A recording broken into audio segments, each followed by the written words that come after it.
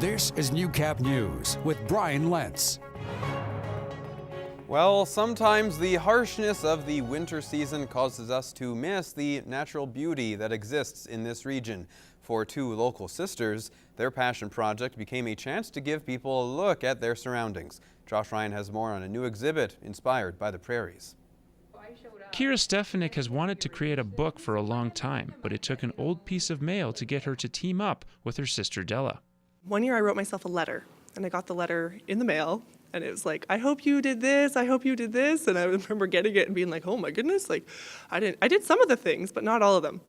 In their book Ramble, A Smidge of Blue, the Stefaniks combined their artistic interests into a collection of images and poetry about the prairies, with Della providing the pictures and Kira the prose.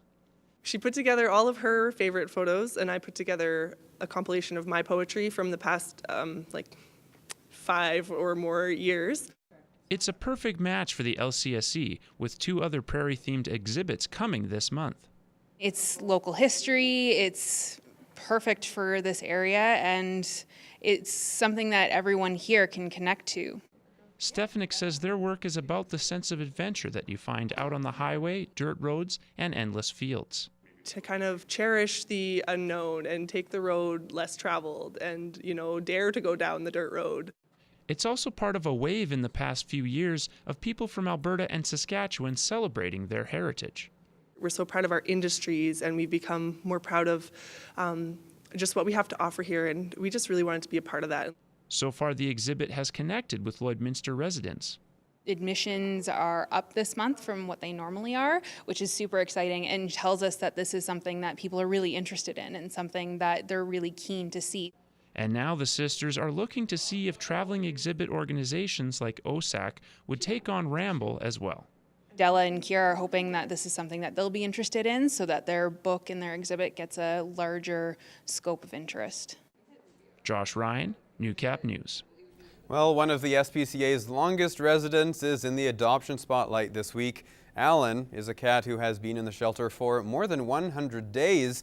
We also meet Zodiac, a dog who would do well in a quieter home. Here's John from the SPCA.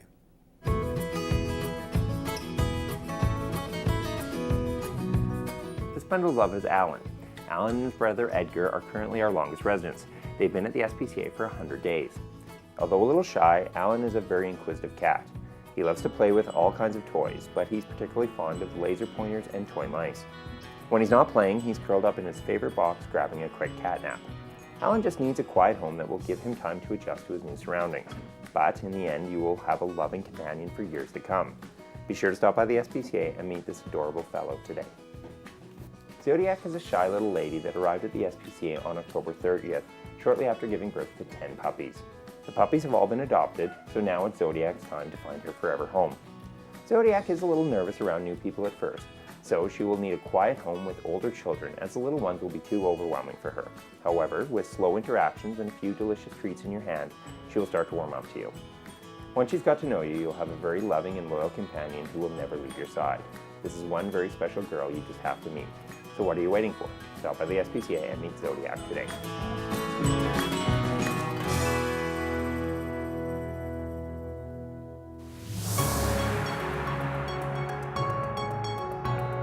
This is Newcap Sports. Injuries can ravage a team's chances at success. Just ask the Lloydminster Midget AAA Bobcats, who for most of this season have been without some key players. But as Lance Phillips tells us now that everyone has returned, the team is performing the way it was expected to all along. The Lloydminster Midget AAA Bobcats are rolling. After a 5-3 win over third-place Leduc Sunday, the team has won 4 straight. No small feat considering the struggle the Bobcats endured over the regular season's first half.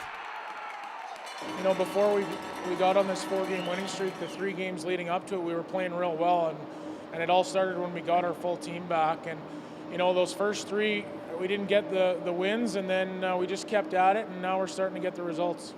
Yeah, I think we just got to keep doing what we're doing, and we're pretty confident right now with the 4-game win streak, so just keep doing what we're doing, and I think we'll be fine there. I think we did really well. I think we kept them to the outside, and any chance that they got to shoot, it wasn't a very good one, so the boys made it easy on me for sure, and our penalty kill was outstanding. An area of concern for Lloydminster is the amount of penalties it takes. The Bobcats have 478 penalty minutes this Alberta Midget Hockey League season, second only to Sherwood Park, which owns 10 minutes more. We've talked about it the last 2 nights, and it's fortunate that we were able to kind of get the wins despite taking some bad, undisciplined penalties. And I thought some guys did a great job tonight considering how they were yesterday, and then other guys kind of took their spot. So it's definitely a concern, and hopefully we can sort it up here. Sunday's win moved Lloydminster to 7th place, 3 points behind Grand Prairie for the final AMHL Dodge Division playoff spot.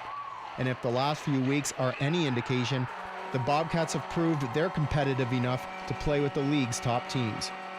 If we can just, sort up a little bit of our defensive side of things. We gave up a few too many chances for my liking this weekend, but overall I love the effort, and I like how the guys are starting to buy in, and everybody's starting to, all the work we've done for 3 months is starting to pay off.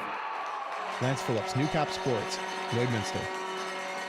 Coming up, how nutrition is playing a larger part in hockey player fitness. That story next.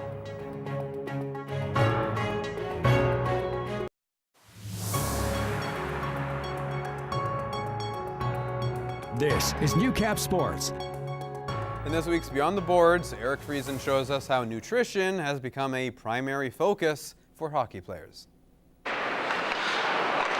Hockey's greatest player, Wayne Gretzky, performed at an advanced level on a pre-game meal consisting of 4 hot dogs and a Diet Coke. Given nutrition's importance, modern-day players can no longer get away with that kind of a diet. After a pregame skate, whether we go out to Denny's and have some eggs and bacon and hash browns or something, or I go home and I'll have oatmeal or eggs, usually for breakfast, and then pregame usually is either chicken and rice or like pasta, just pretty simple. Pretty much the same. I guess I have a chicken and pasta. It's easy to cook and it kind of hits all the necessities, so I usually have that. Over the last 2 decades, the hockey community has developed a greater awareness and improved knowledge of nutrition with young players. Kind of started in spring hockey when I was 11 or 12. They started having like nutrition sessions, and they just told us about like what we should have, like food pyramid, like just simple stuff like that. Would have been in Bantam going into midget, the top 40 camp, and would have been in Notre Dame there at Wilcox. They have a kind of a seminar teaching all the guys what to eat and what's better and what worse for that. So it kind of puts you in the right step in that direction. Odeline says he has to consume as much protein as possible throughout the year to recover from the rigors of a 60-game AJHL season. I lose a lot of weight in season here, so I got to kind of eat as much as possible. And through the summer, I pack on a little bit more with the training and whatnot. So kind of balance out that way. Eric Friesen, Newcap Sports.